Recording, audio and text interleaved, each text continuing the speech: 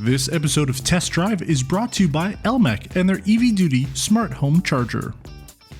Nissan has a long-standing history and a strong popularity. This year, they're celebrating 90th anniversary. And today we have a Nissan Pathfinder, which is their oldest selling nameplate. And we have a Nissan Ariya, which is their newest selling nameplate. This is a very old traditional style SUV, and this is the next gen SUV. Let's talk about Nissan and let's talk about their heritage and their future. We are behind the wheel of the 2024 Nissan Pathfinder Platinum. This vehicle comes in about $61,000 Canadian or about $52,000 in the US, and this is pretty much fully loaded for our market. Powering it is a 3.5 liter V6 engine producing 284 horsepower and 259 pound-feet of torque. And one very important change from the previous generation, which I think everybody can agree is an important addition, is a 9-speed automatic versus a CVT. We love proper automatic transmissions here. But Victor, let's talk a little bit about Nissan's history when it comes to this Pathfinder. Yeah, so Nissan is getting close to 100 years old. They're celebrating 90 years this year.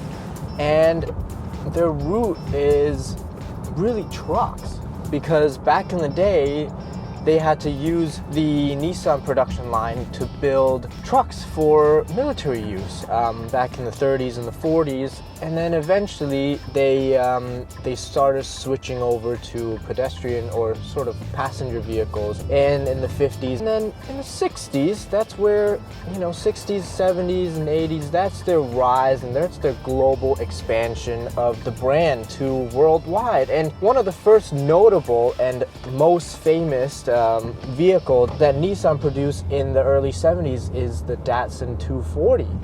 Isn't that right? Yeah, it's a car that I don't think I could fit in today, but that spawned the heritage that we have now when it comes to the Nissan Zs. So James just did the 23 Nissan Z or Z, depending on which continent and country you live in. But they've made a lot of sports cars, things like the GTR, right? The Godzilla. It really gained popularity because of shows and TV and movies like Fast and Furious, video games like Need for Speed. Those types of media have really propelled Nissan into a almost like a cult-like status when it comes to some of these vehicles. And it's funny, we're talking about these performance cars today. I believe this week Nissan just showed off their concept for the future when it comes to their performance vehicles, which looks quite radical compared to what we know and love today. That's right.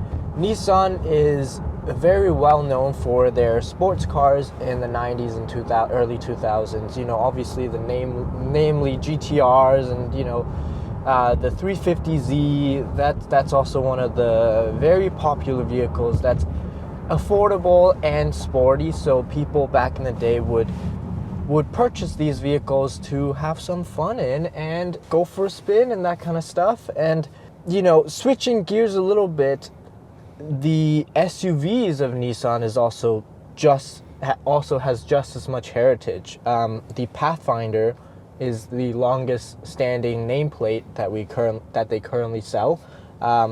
This is the 5th generation, and the first generation started in 1985.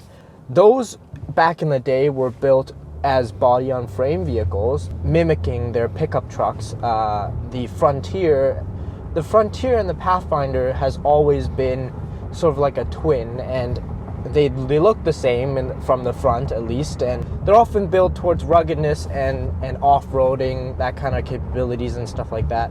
And for the first 3 generations, they had done that with the Pathfinder with a body-on-frame structure, and they had big V6s and big V8s in them, and they're very capable off-road. But for the 4th generation, they switched to a unibody design, which, Nile, I don't know what you think about that vehicle, but I don't think it looks anything like the Pathfinder name suggests it should look. No, those were pretty bubbly, and I don't think we had a chance to drive that particular generation. This is the second of the 5th generations that we're driving now. James had a Rock Creek back at I think it was like mid-spring time. So we're getting a chance to drive this. This is obviously going to be a lot more comfortable for day-to-day use. Nissan's adapting to the changing market. Off-roaders aren't quite as popular popular. There's a couple out there like the Wrangler, Defender, Bronco. Those are pretty stable when it comes to overall sales in terms of what people want for an off-roader. But if you're looking for something day-to-day use that's got plenty of space, I mean, I was noting before we started filming, like compared to some of the minivans that we did when we did our showdown a few weeks ago, I find that I've got good amount of space back here. Headroom's pretty decent. The seatbelt fits for a large guy like me, and the configuration here works out really well. I've got 2 captain's chairs with a fixed center console, so this is more of a family hauling vehicle than Pathfinders of generations past, because you're getting the comfort and convenience of a crossover with still the size and everything that you'd want out of a vehicle that can easily support 3 rows.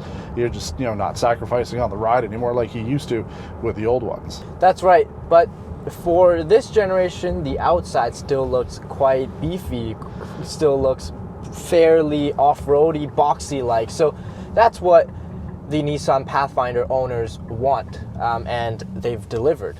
Absolutely. You take a look at it, it is pretty distinctive. Nissan's going with a slightly different design language now, splitting the headlights, not completely, but giving it a very unique design look on the outside. But yeah, very squared off, very boxy, rugged, despite this not being the off-road version. This is more of the top-end trim, obviously, so you're going to be buying this if you got a little bit more money to spend and you want to be comfortable in it. I don't think this one would be going off-road. I'm sure we have some off-road modes and capabilities on it, but really this is going to be going back and forth to school, work, and all those sorts of things. So yeah, it gives you some good flexibility overall. But so far, Victor, we were talking just before again we started, fuel efficiency was pretty good on your drive here with your test loop. What did you get? We did 8.7 liters per 100 kilometers on the test loop. That is impressive. That is, for a 3.5 liter V6, that is very impressive. In the city, not so good as expected. In the city I was ranging around 12 to 13, something along those lines. But overall, this car is a fantastic day-to-day or daily driver, family hauler, that kind of stuff.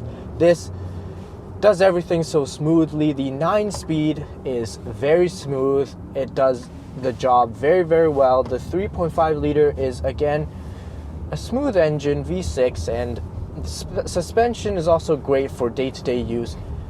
I feel like the dampers are a little bit stiff, but overall it's quite a good tuning for a setup like this. Yeah, even back here, like I said, I was comfortable, but even going over some of these rougher roads, I'm not quite sitting on the wheels, but pretty darn close to them at the back here. And yeah, I do feel a little bit of it, but not too bad, not compared to maybe some other vehicles in the segment. So overall, comfort's pretty decent, and it's also quiet in here as well. Yeah, it's overall very quiet. The Rock Creek edition will be a little bit louder with the all-terrain tires and stuff like that. So this is more of the day-to-day use. That one looks more off-roady, but this is more civilized. Absolutely. The engine actually sounds pretty good. To be fair to this car, this has a similar engine to the one that's in the 350Z, which is one of their very popular sports cars. So it does have that little bit of the sporty characteristic in the sound department, but overall the tuning is built for comfort.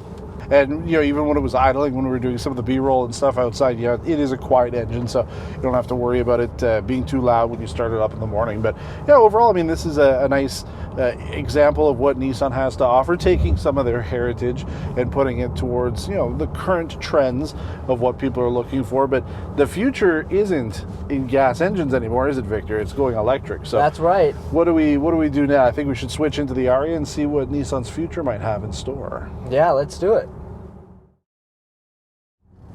Now we're behind the wheel of this 2023 Nissan Ariya Platinum Plus, and if you want to know absolutely everything there is to know about it, James out of our Montreal bureau has done this vehicle, and then I just did a little snapshot going over this specific one. So all the information that you would want to know about buying it is in that. This is more of just kind of talking about Nissan's future when it comes to the future of obviously the brand, but their design and what they're offering on the road, because this is the first SUV that's fully electric that Nissan's offering. And Victor, this is your first time coming into the Ariya here. How do you find this, especially compared to what we were just driving? Well, this is the future, right? It is, yeah. This is Nissan's future. This is their first big step into the fully electric future. we've got some interesting things in this car that I think looks cool. We've got a wood trim and digital sort of buttons on the wood trim, which looks really cool. It looks cool. It's not as functional to use, but it is a nice thing. Plus in the center here, you've got the same idea. Some touch capacitive buttons built into the wood. Like it's beautiful, it's elegant. They've done something a little different with the design. We've got materials that you don't typically find on a Nissan as well.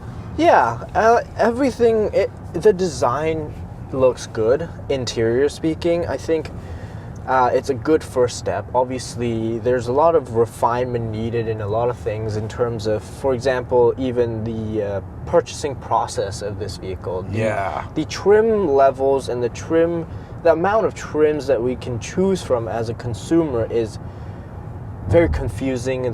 It's too complex. So if Nissan can just trim it down a little bit, or make it make sense too, right? Like that's we find that with a lot of electric vehicles now, is everybody's coming up with whimsical, buzzwordy kind of names for everything. So when you look at the way that these are configured, you've got different, an Evolve all-wheel drive comes before the other lower trim that comes as a front-wheel drive only, and then to get the Evolve Plus, which is a trim that has more features and more money, it's only a front-wheel drive version. To make it even more confusing, in Canada, this is a Platinum Plus, but in the US, a Platinum Plus has more. This is because we also have a Premier here in Canada. So, make the process a little bit easier for consumers to understand. It's just, it's all buzzwords, really, right? Like, who cares what the trim is? Just make it make sense. That's right.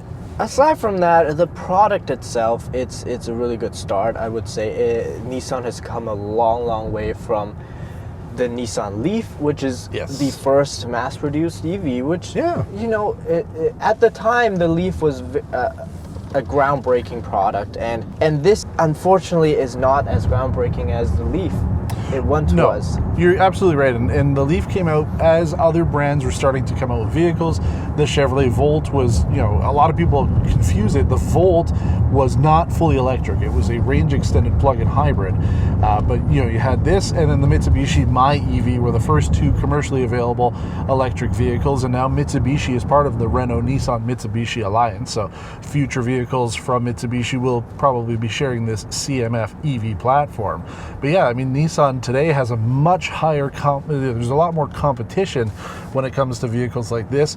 If you're looking at a compact electric crossover, Ford Mustang Mach-E, Hyundai Ioniq 5, Kia EV6, Volkswagen ID4, those are just a couple to name off the top of my head that we talked about during our video on this car.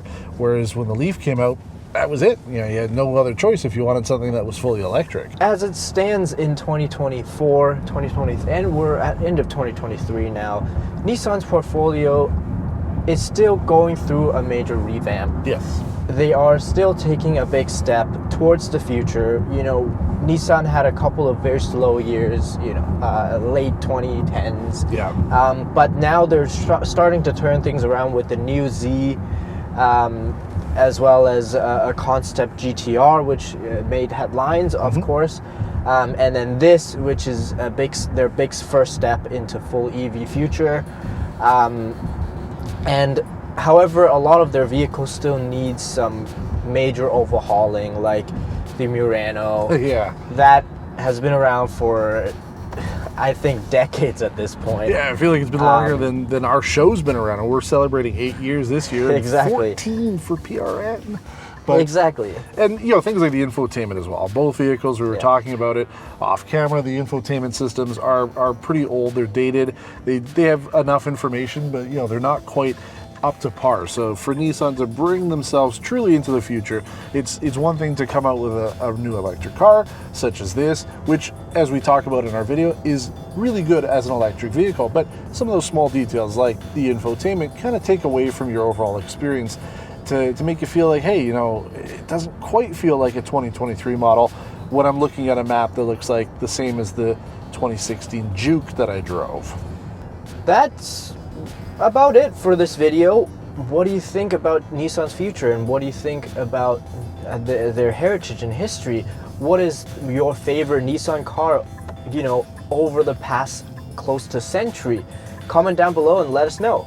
yeah, we try to get back to everybody that we can. So make sure that you are leaving those comments, thumbs up the video if you liked it, and subscribe, as well as become a member to the channel. Help support us as we get to our next milestone of 50,000 subscribers. So thanks for watching, and until next time, take care.